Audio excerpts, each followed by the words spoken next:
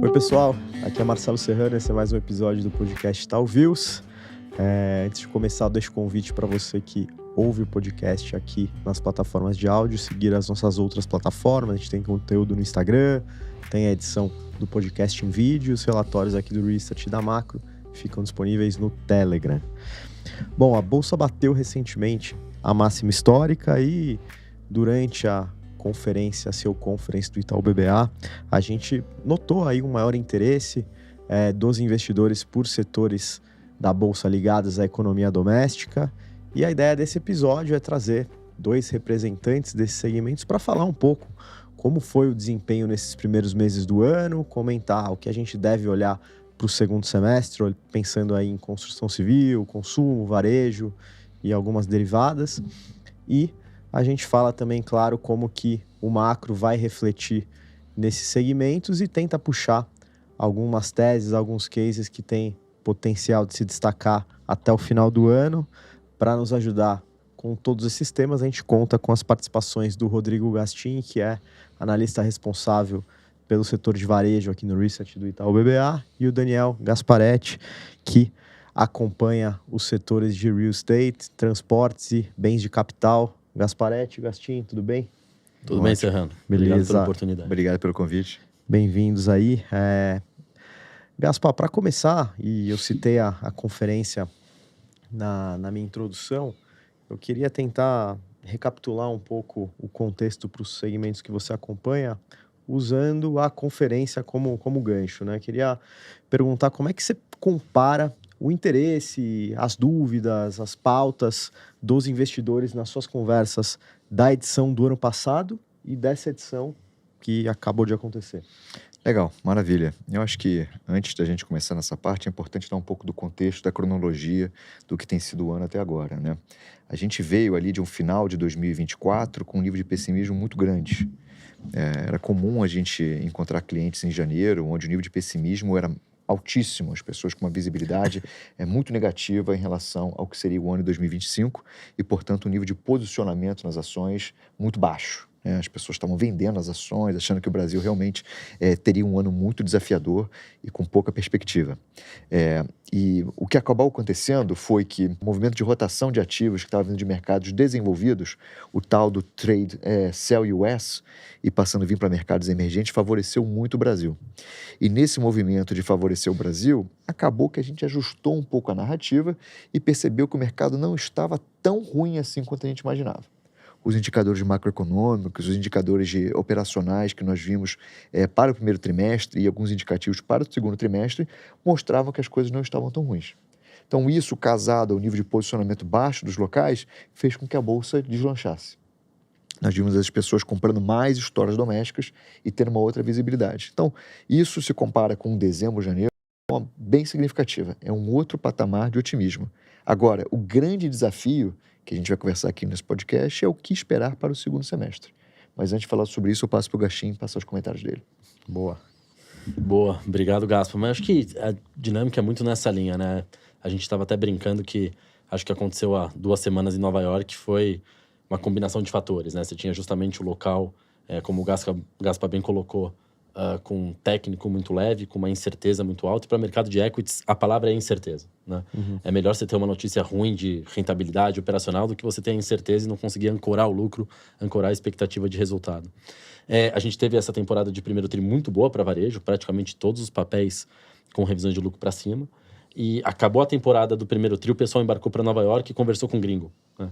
E o feedback que a gente percebeu conversando com o investidor gringo é que, de fato, o Brasil continuava muito barato. Os valuations muito baratos, especialmente no setor de varejo, né? Em muitos casos, valuations abaixo de 10 vezes lucro para o ano seguinte, que é, né, normalmente um indicador barato.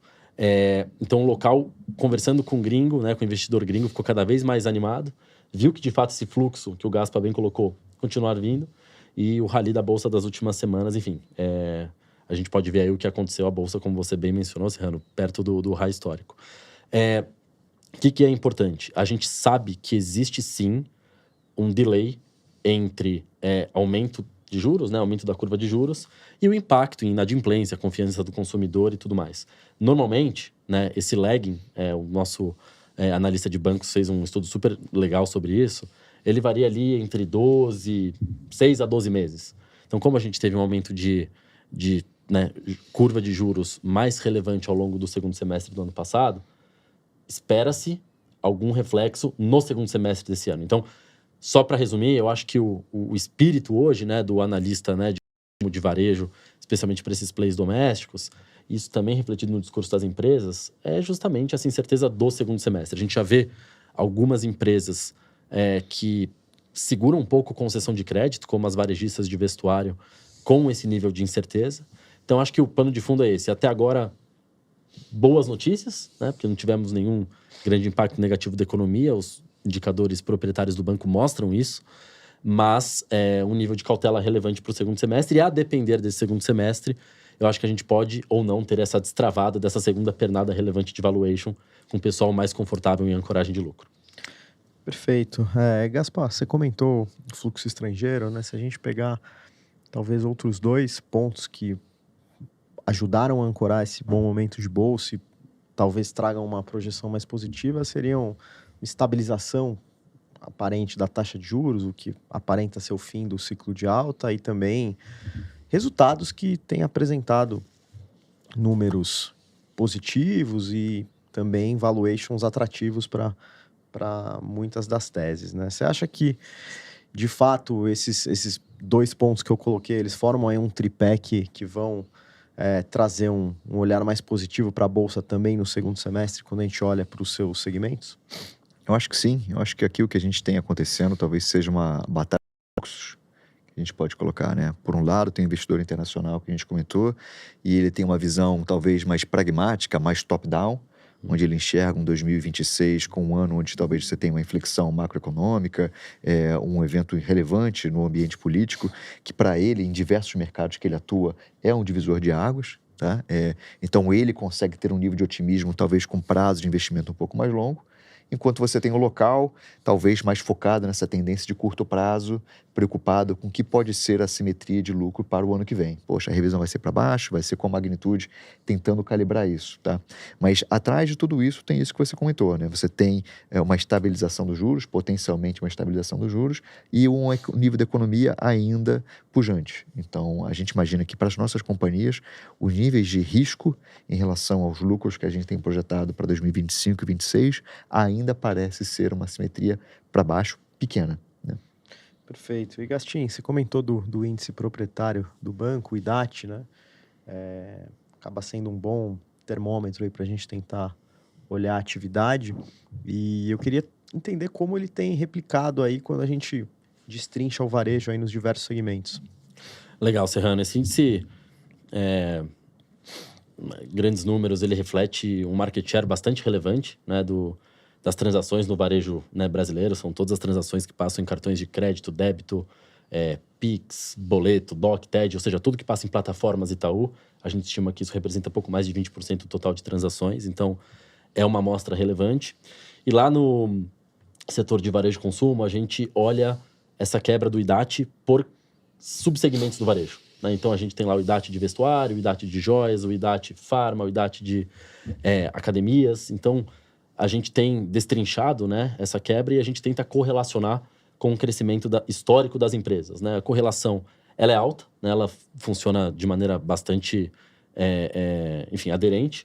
E o que a gente tem visto é, de novo, um IDAT razoavelmente forte até começo de maio. Né? Então, a gente tem essas informações, óbvio. Isso depende muito de segmento para segmento. Vestuário, que eu gostaria de chamar a atenção aqui, tem sido um destaque positivo, o que é extremamente curioso, porque é um setor não discricionário.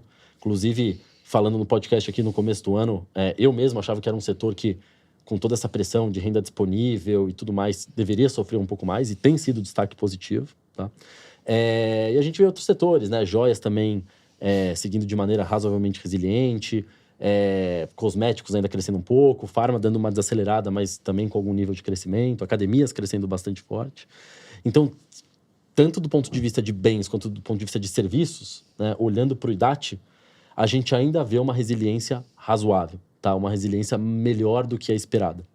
De novo, a gente segue isso diariamente / semanalmente, é extremamente importante seguir o pulso, né, desse índice para o segundo semestre, mas até agora acho que tem sido boas notícias e, de novo, queria chamar atenção para o destaque positivo para o setor de vestuário, que tem sido o grande destaque nesses primeiros 5 meses do ano. Perfeito. Se a gente fizer esse exercício de olhar subsegmentos na sua cobertura, Gaspa, aqui que tem se destacado, aonde você coloca aí mais otimismo dentro dos subsegmentos de construção civil, olhando também para a parte de indústrias, onde que está o holofote? A nossa principal destaque seria o setor de baixa renda, construção de baixa renda. Esse é um segmento que, faça chuva, faça sol, tem muita demanda. E a gente teve algumas revisões relevantes no programa Minha Casa Minha Vida, feitas pelo governo agora nos últimos meses, não só incrementando, aumentando a faixa de renda para as faixas já existentes, né? Mas também criando uma nova faixa de renda para atender famílias que ganham até R$10 mil por ano.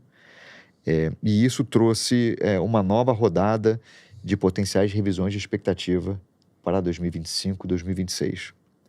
Casado com isso, você tem uma inflação que é medida pelo INCC, o Índice Nacional da Construção Civil, que ele vinha numa trajetória ascendente, que, portanto, pressionaria a margem das companhias, mas dado um câmbio menos pressionado e um preço mais baixo do aço, isso trouxe essa pressão para baixo do INCC. Então, isso tem favorecido o discurso em relação às margens.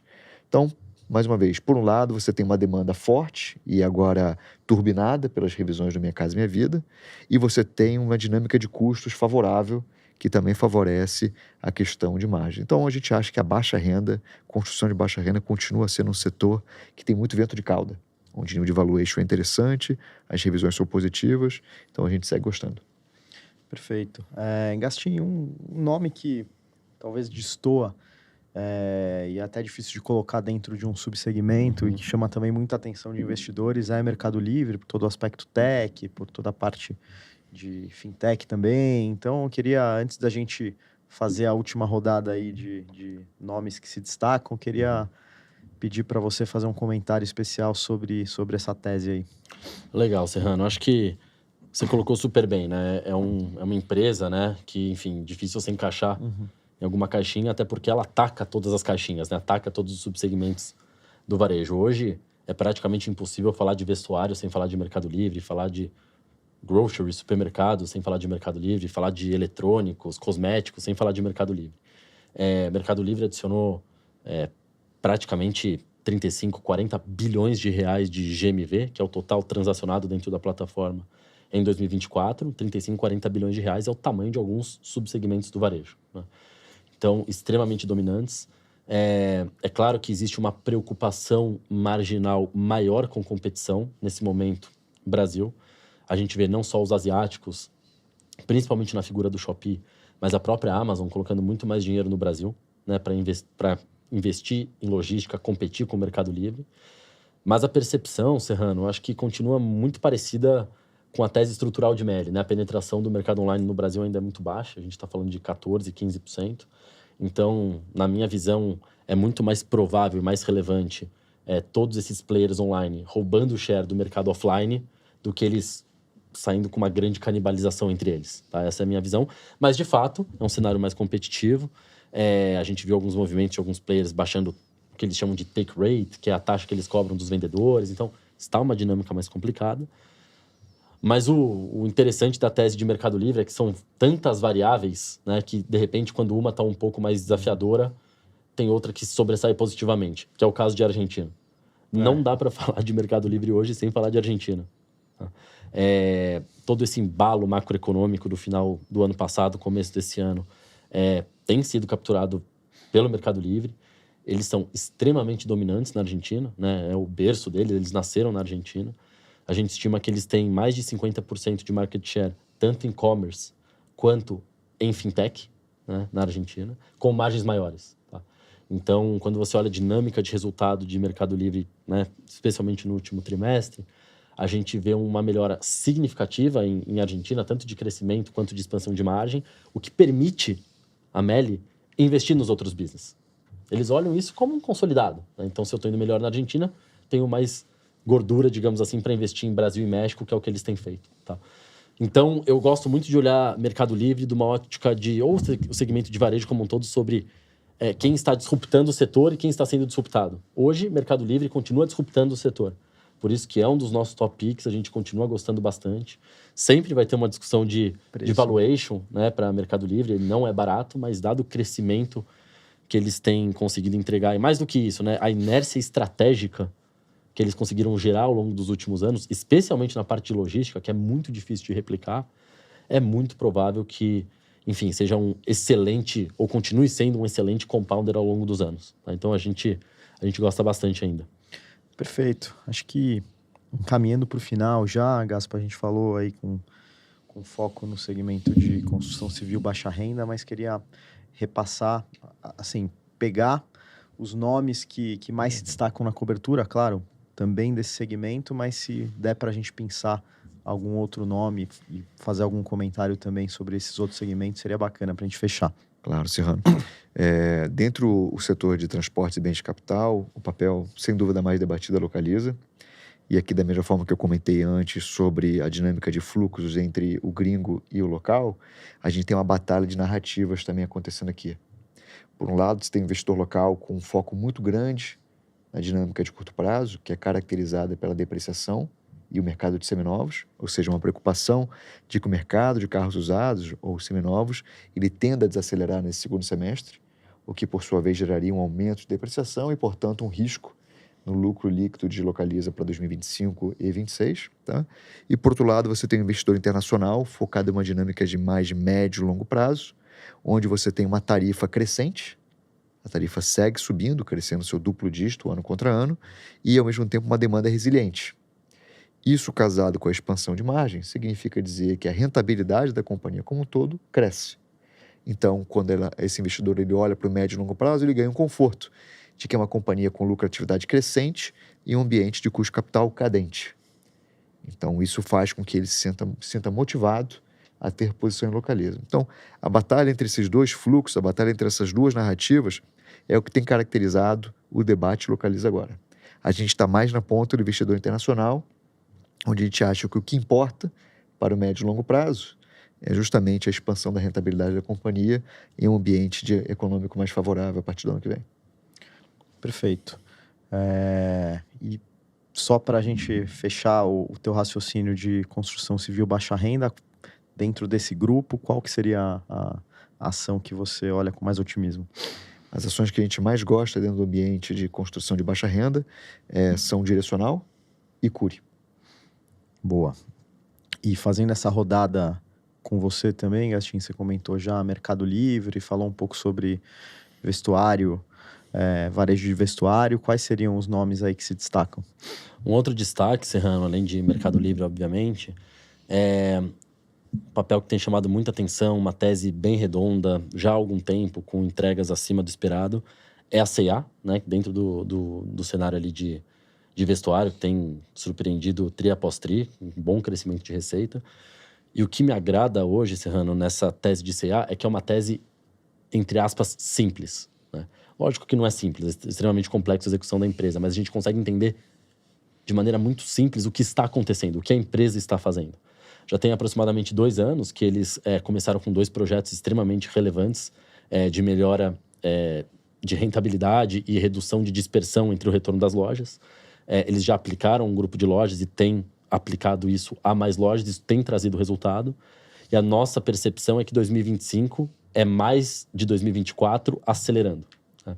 Então, qual que é o ponto? Casando com a primeira resposta, em que, eventualmente, o segundo semestre é um segundo semestre que a gente pode ver ou pode ter alguma desaceleração econômica, é uma empresa, é uma tese que tem alavancas micro que podem ajudar a compensar o macro, resultando ainda em algum crescimento de lucro interessante. O valuation não é caro, a gente está vendo ali perto de 10, 11 vezes para o ano que vem, e acho que no geral, enfim, continua crescendo bem lucro, gerando caixa, surpreendendo no setor de vestuário, então acho que essa hoje é uma outra história que chama bastante a atenção da gente.